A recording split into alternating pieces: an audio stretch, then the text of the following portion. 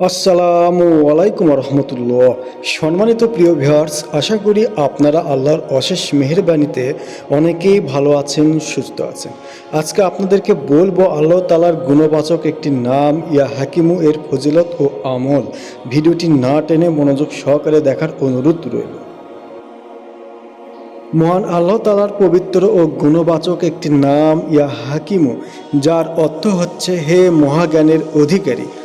সুপ্রিয় শ্রোতা বন্ধুরা, মহান আল্লাহ তাআলা কোরআনে নিজেই বলেছেন, আল্লাহর সুন্দর সুন্দর নাম রয়েছে, তোমরা সেই নাম সমূহে আল্লাহকে ডাকো।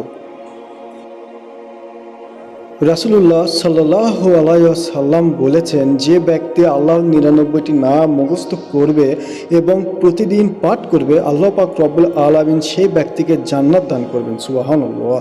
জেনে নেই এই নামের প্রথম আমল ও তরিকা। প্রথমে ৩ বার দরুদ শরীফ পড়বেন, ইয়া হাকিমু ১০০ বার, শেষে আবার ৩ বার দরুদ শরীফ পড়বেন।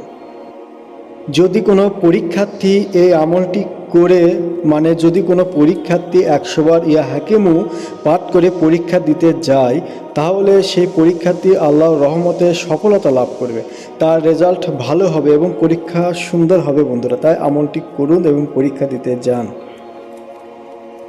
দ্বিতীয় আমলটি হলো, প্রথমে ৩ বার দুরূদ শরীফ ইয়া হাকিমু ১০০০ বার, শেষে আবার ৩ বার দুরূদ শরীফ পাঠ করে আসুন জেনে নেই এই আমলটি করলে কি ফয়দা লাভ হয়।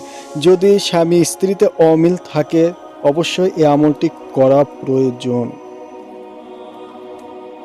তাহলে ইয়া হাকিমু ১০০০ বার পাঠ করে কোনো খাদ্য দ্রব্যের উপর ফু দিয়ে যদি স্বামীকে বাধ্য করতে চান, তাহলে স্ত্রী স্বামীকে খাওয়াবেন।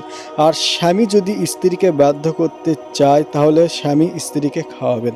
তাহলে উভয়ের মধ্যে ভালোবাসা মহব্বত সৃষ্টি হবে ইনশাআল্লাহ। বৈধভাবে যে কেউ এই আমলটি করতে পারবেন, অবৈধ কাজে ব্যবহার করবেন না। আরেকটি আমল হলো, গভীর রাতে যদি আপনি অধিক পরিমাণে ইয়া হাকিমু পাঠ করেন, তাহলে আল্লাহ পাক পাঠকারী ব্যক্তির বুদ্ধি বাড়িয়ে দেবে। সম্মানিত বন্ধুরা, ইয়া হাকিমু নামের শেষ আমলটি হলো,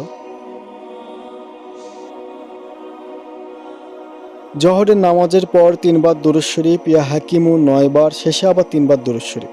এই আমলটি যদি আপনি করেন, যতজন লোক আপনাকে দেখবে সবাই আপনার বাধ্য হয়ে যাবে। এটি একটি পরীক্ষিত আমল বন্ধুরা। সবাইকে আল্লাহ পাক এই আমলটি করার তৌফিক দান করুন, আমিন।